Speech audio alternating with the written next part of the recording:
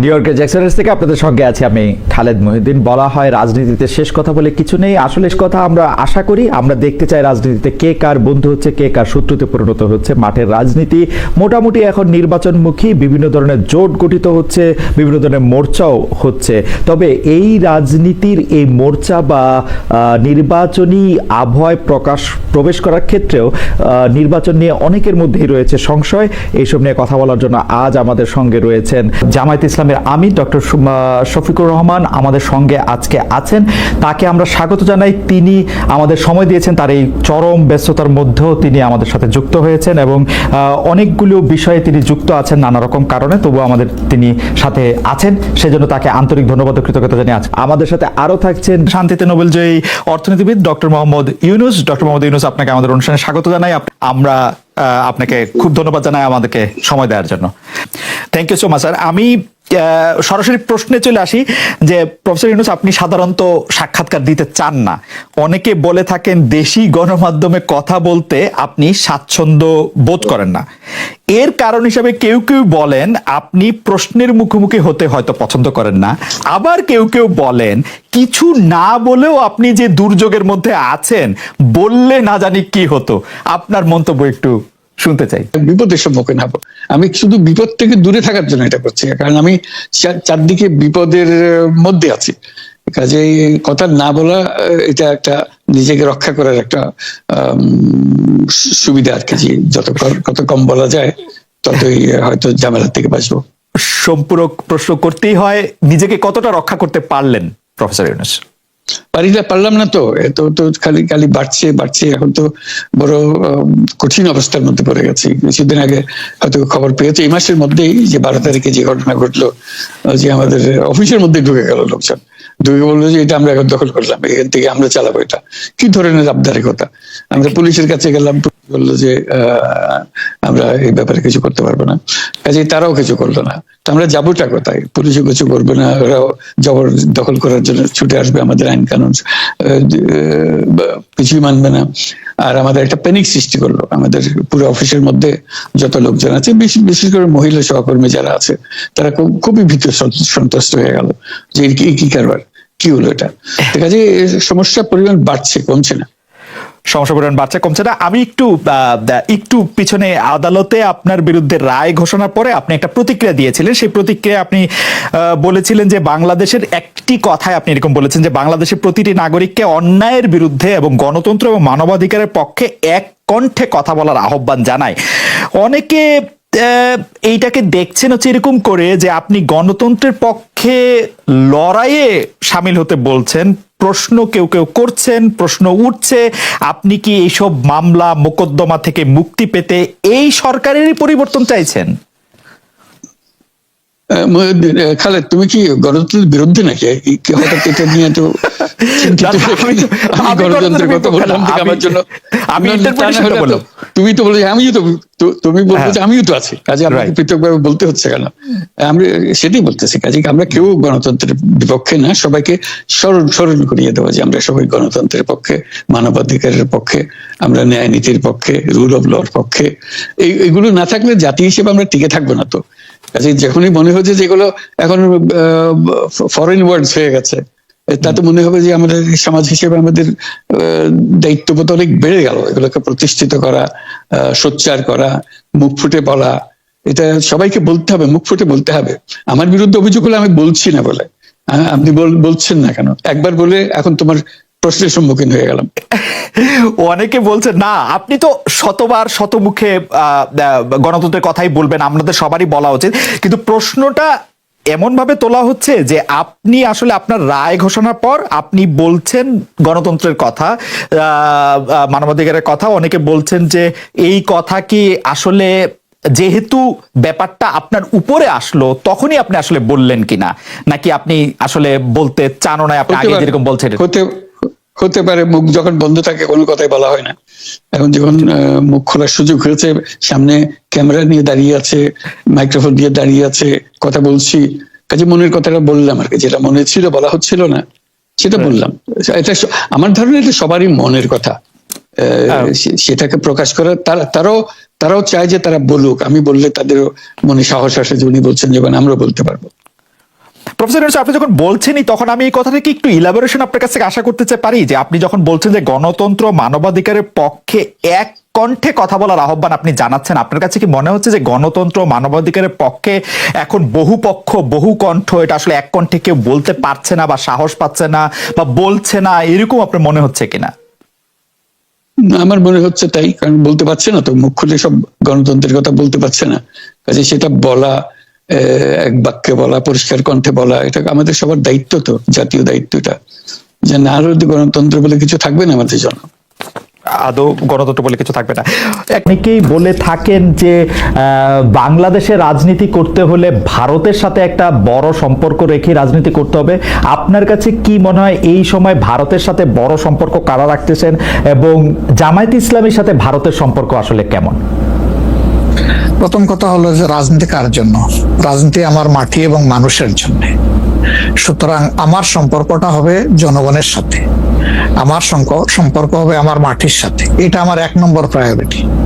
1 নম্বর প্রায়োরিটিকে তার জায়গায় রেখে দুনিয়ায় যারা বন্ধু হয়ে এগিয়ে আসবেন দেশ এবং জনগণের কল্যাণে, আমরা সবাইকে আমরা স্বাগত জানাবো, অভিনন্দন জানাবো এবং বুকে ধারণ করব। কিন্তু যদি এই সম্পর্ক রাখার অর্থ এটি হয় যে কোনো রাষ্ট্রের আনুকূল্য নিয়ে অথবা রাষ্ট্রকে সন্তুষ্ট রেখে কোনো ধরনের রাজনৈতিক কর্মকাণ্ড পরিচালিত হবে, আমরা তার সম্পূর্ণ বিরোধী। ওকে, এই ক্ষেত্রে কেউ কেউ বলতেছেন যে বিএনপির সাথে ভারতের একটি সম্পর্ক দেখা যাচ্ছে, আবার কেউ কেউ উল্টোটা বলতেছেন ডক্টর মোহাম্মদ ইউনূস ভারতের সাথে সম্পাদিত শেখ হাসিনা সরকারের কোনো চুক্তি আলোর সম্মুখে আনছেন না এবং তার কোনোটি বাতিল করছেন না, কারণ ডক্টর মোহাম্মদ ইউনূস সরকারেরও ভারতের সাথে একটি নিবিড় এবং প্রবল সম্পর্ক রয়েছে। আপনি এই দুটি কিভাবে বিবেচনা করেন, যে বিএনপির সাথে কি আসলে ভারতের একটি প্যাক্ট আছে? ডক্টর মোহাম্মদ ইউনূস কি ভারতের কাছে মুখে যাই বলুন খুবই নতজানু সরকার? মানে হোয়াট ইজ আপনার বিশ্লেষণ একটু শুনতে চাই। আসলে প্রথমটা আপনি যেমনটি শুনছেন আমিও তেমন শুনতেছি, আমার কাছে এর কোনো ডকুমেন্ট নাই। আর দ্বিতীয়টা যেটা বলতেছেন ডক্টর ইউনূস সাহেবের ব্যাপারে, আমি এর কোনো আলামত দেখতে পাচ্ছি না যে উনি ভারতের কাছে নত জানু, এর কোনো আলামত আমার কাছে স্পষ্ট নয়। ভারতের সাথে রাদার আমরা ভারতকে বিভিন্ন বিষয়ে তার সাথে কনফ্লিক্টে দেখতে পাচ্ছি। ভারতের সাথে হাসিনা সরকারের সম্পাদিত চুক্তিকে তিনি সামনে আনতেছেন না, এইটা একটা অভিযোগ। আরেকটা অভিযোগ হচ্ছে ভারত একতরফাভাবে ট্রান্সশিপমেন্ট এবং স্থলবন্দর দিয়ে মাল আনা নেওয়া বাতিল করলো, এর বিপরীতে বাংলাদেশ কোনো ব্যবস্থাই নেয় নাই এখন পর্যন্ত। আসলে বাংলাদেশের নেওয়ার সেই সুযোগটাও কতটুকু আছে না আছে সেটা বিবেচনায় নিতে হবে। 2 নম্বর হচ্ছে যে ইউনূস সরকার এখন দায়িত্বে আছেন, আমি ক্ষমতায় বলবো না, এই দেশের জনগণই তাকে দায়িত্ব দিয়েছে, উনি দায়িত্বে আছেন। উনি দায়িত্বে আসার পরে এটা ঠিক যে ভারত বলেছে নির্বাচিত সরকার আসলে তারা দেশকে সহযোগিতা করবে, তা এখানে কি বার্তা দেওয়া হলো তাহলে? সুতরাং এটা কোনোভাবেই টিকে না বিষয়টা। আর এই সরকারের অনেকগুলা প্রায়োরিটি আছে। চুক্তি সম্পাদন হয়েছে 2টা মানে সরকারের মধ্যে ইতিপূর্বে। সেই সরকার নির্বাচনে তার আইনগত এবং নৈতিক বৈধতা কতটুকু ছিল সে নিয়ে হয়তো প্রশ্ন থাকতে পারে, কিন্তু 2টা সরকারের মধ্যে চুক্তি সম্পাদিত হয়েছে এবং পলিটিক্যাল গভর্নমেন্ট দুইটাই, ইন্ডিয়া পলিটিক্যাল গভর্নমেন্ট, বাংলাদেশেও পলিটিক্যাল গভর্নমেন্ট। এই ধরনের কিছু ম্যাটার আছে যেগুলো আসলে পলিটিক্যাল গভর্নমেন্টকেই রিজলভ করতে হবে। যেমন কিছুদিন আগে আপনারা মানবিক করিডোর নামে একটা বিষয়ের কথা শুনেছেন, আমরা কিন্তু A to Z বলেছি নো, এটাই সরকারের ফাংশন হওয়া উচিত। এরপরে পোর্ট হ্যান্ডলিং এর ব্যাপারেও কথা এসেছে, সেখানে আমরা বলেছি যে এইটাও এত বড় বিষয়ে সরকারের হাত দেওয়া উচিত হবে না, এই ব্যাপারে আমাদের অবস্থান স্পষ্ট। সুতরাং তারা আরো যে প্রায়োরিটি গুলো আছে, বিশেষ করে কিছু বেসিক রিফরমেশন না করলে আগামীতে একটা গুড গভর্নেন্সের জন্য একটা গুড সরকার গঠন করা সম্ভব হবে না, একটা ভালো ইলেকশন হবে না, এই বিষয়গুলোকেই এখন মূলত প্রাধান্য দেওয়া হচ্ছে। দুটি বিষয়, রাষ্ট্রের দুটি স্তম্ভ সম্পর্কে আপনাকে প্রশ্ন করব। আপনি এখন এই মুহূর্তে বা গত 10 মাস 11 মাসের ডক্টর ইউনূস সরকারের শাসনে আপনার কাছে বিচার বিভাগকে যথেষ্ট স্বাধীন এবং সকর্মক মনে হয় কিনা? আরেকটি বিষয় ফ্রিডম অফ প্রেস। আমি যথেষ্ট স্বাধীন মনে করি না। যতদিন পর্যন্ত বিচার বিভাগ সম্পূর্ণভাবে আলাদা না হবে নির্বাহী বিভাগ থেকে, ততদিন পর্যন্ত এটাকে স্বাধীন বলা যাবে না। যেমন বিচার বিভাগের একটা ডিমান্ড আমাদের আছে যে এটাকে স্বাধীন করার জন্য স্বাধীন সচিবালয় গঠন করতে হবে। সেটা এই সরকারের একটা অঙ্গীকারের মতোই ছিল, কিন্তু এখন পর্যন্ত সেটা হয়নি। আমরা এটা দেখতে চাই যে অবিলম্বে সেটা হোক। যদি স্বাধীন সচিবালয় কায়েম নাই হয় তাহলে বিচার বিভাগ স্বাধীন হবে কিভাবে? নির্বাহীর অধীনে থাকে তো বিচার বিভাগ স্বাধীন হতে পারে না। এমনিতে আমরা সারা দেশে যে বিচার আদালতগুলি দেখি বা আমাদের যে আপিল আদালত অর্থাৎ হাইকোর্ট বিভাগ এবং আপিল ডিভিশন যে রায়গুলি এই পর্যন্ত দিয়েছে বা দিচ্ছে, আপনার সাথে তো সারা বাংলাদেশের সবাই কানেক্টেড। আপনার কাছে কি মনে হয় যে তারা স্বাধীনভাবে কাজ করতে পারছে, নাকি নির্বাহী বিভাগ আওয়ামী লীগ সরকারের মতোই বা পূর্ববর্তী অন্য রাজনৈতিক সরকারের মতোই প্রভাব বিস্তার করেই চলছে? ইউনূস সরকারও আসলে সুপ্রিম কোর্টের পজিশনটা আমার কাছে আমি প্রথমে আনতে চাই। এখন যিনি প্রধান বিচারপতির দায়িত্বে আছেন, তাকে তার পারফরমেন্সকে আমরা যতটুকু পর্যবেক্ষণ করার সুযোগ পেয়েছি, আমাদের মনে হয়েছে তিনি তার বিবেক এবং তার স্বাধীন চেতা মানসিকতার জায়গা থেকেই তিনি পারফর্ম করছেন। হাইকোর্টের যেহেতু অনেকগুলা বেঞ্চ, সেখানে পার্সন টু পার্সন ডিফারেন্স হতেই পারে, কিন্তু আলটিমেটলি বিচার তো যাবে শেষ পর্যায়ে সুপ্রিম কোর্টের হাতে। এই জায়গাটাকে অতীতের যে কোনো সময়ের তুলনায় আমাদের কাছে বেটার মনে হচ্ছে। আপাতত ভবিষ্যতে তারা কি করবেন সেটা এখনই অগ্রিম বলা যাচ্ছে না। ওকে। আর বিচার আদালতের প্রশ্নে মানে জজ এন্ড সেশনস কোর্ট যেগুলি, ডিস্ট্রিক্ট জজ এন্ড সেশনস কোর্ট যেগুলি আছে 64টা জেলা এবং অন্যান্য ট্রাইব্যুনালগুলি, তারা কি স্বাধীনভাবে কাজ করতে পারছে? আমাদের কাছে যতটুকু ইনফরমেশন, সব জায়গায় তারা স্বাধীনভাবে কাজ করতে পারছেন না। বিভিন্ন আনডিউ প্রেসার তাদের উপরে আছে। এটা কি নির্বাহী বিভাগের উপর থেকে, নাকি এটা জামাতে ইসলামী প্রেসারটা দিচ্ছে বা বিএনপি প্রেসারটা দিচ্ছে বা এনসিপি প্রেসারটা দিচ্ছে? আমরা তো কোনো প্রেসারের পক্ষে নাই। আমরা always in favour of fair justice. আমরা আনফেয়ার কোনো জাস্টিস চাই না, আমরা চাই ফেয়ার জাস্টিস। এখন আর কারা দিচ্ছে না দিচ্ছে, আপনার টক শোতেই আপনি মেনি টাইমস বলেছেন, আমাকে উত্তর দেওয়ার দরকার নাই। আপনি যথেষ্ট জনগণের পক্ষে মতামত ব্যক্ত করার জন্য আপনি বহু সময় এই কথাগুলো রিপিট করেছেন। আমরা কিন্তু এর পক্ষে নাই এবং আমাদের বিরুদ্ধে এই ধরনের কোনো কমপ্লেইন কোথাও নেই। আর যদি ফ্রিডম অফ প্রেসের কথায় আসি, অর্থাৎ সংবাদপত্রের স্বাধীনতা বা গণমাধ্যমের স্বাধীনতার প্রশ্নে আপনার কাছে এই 10 মাসের বিবেচনা যদি চাই বা বিচার যদি চাই, আপনি কেমন দেখছেন যে স্বাধীনভাবে মত প্রকাশ করা যাচ্ছে কিনা? মানে সংখ্যা যারা সংখ্যায় কম তারাও তাদের মতামত দিতে পারছে কিনা? জি না, সেটা আমি আসতেছি। যদি আপনি in comparison two previous period, that is last 15.5 years, even another 2 years you can add with it. সকল কেয়ারটেকার সরকারের 2 বছর, পরবর্তী 15.5 বছর। অনেক সময় প্রেস আমাদেরকে বলতো, আমরা যখন জিজ্ঞেস করতাম যে এই ধরনের একটা জলজ্জন্ত মিথ্যাচার কেমনে করলেন, ওই যে কিছু করার নাই, স্ক্রিপ্ট লেখা ছিল, আমাদেরকে এটা জাস্ট ব্রডকাস্ট করতে হয়েছে। এখন সেই পরিস্থিতি এরকম নাই বলে আমাদের কাছে মনে হয়। তারপরেও আমরা প্রেসের কাছ থেকে বিভিন্ন সময় শুনি তাদের কিছু কনসার্নের জায়গা এখনো বিদ্যমান। কেউ কেউ এখনো তাদের উপরে আনডিউ প্রেসার দিয়ে থাকেন, এটা করতে পারবেন, এটা করতে পারবেন না।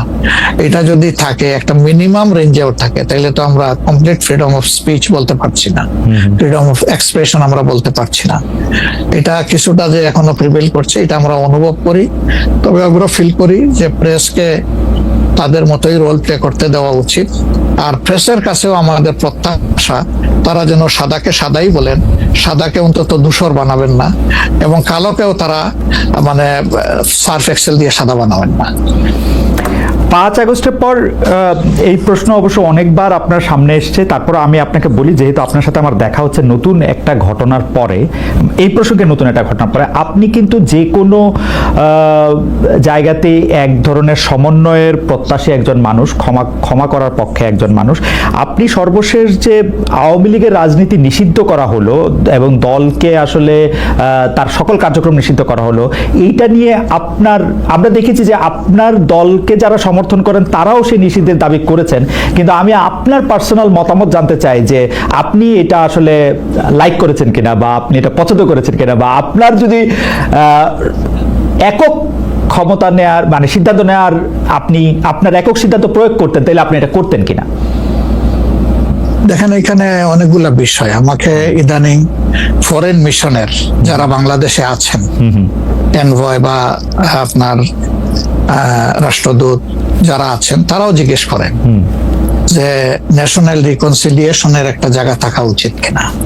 আমি বলি অবশ্যই উচিত, তবে বিষয়টা হলো যে আমাদের ওন্ড গুলা একদম তাজা, ট্রমা গুলা এখনো মেন্টাল এবং ফিজিক্যাল ট্রমা এখনো বিদ্যমান, হাসপাতালের বেডে এখনো রয়ে গেছে ইনজিওর্ড পার্সন গুলো। শহীদ পরিবারের অনেকেই তাদের আপনজনের লাশও এখন পায় নাই, লাশের সন্ধান বা কবরের সন্ধানও পায়নি। সো এটা একদম তাজা একটা বিষয়। যেমন আমরা যদি সাউথ আফ্রিকার কথা ধরি, তাহলে ডিকেডস আফটার ডিকেডস এটাকে হিলিং করতে, রিকনসিলিয়েশনে আনতে সময় লেগেছে। অতএব মিনিমাম একটা সময় দিতে হবে। আওয়ামী লীগের ক্ষেত্রে কি হয়েছে, তাদেরকে নিষিদ্ধ করা হয়নি, তাদের কার্যক্রমের উপরে মানে নিষেধারোপ করা হয়েছে, তারা ফাংশন গুলা করতে পারবে।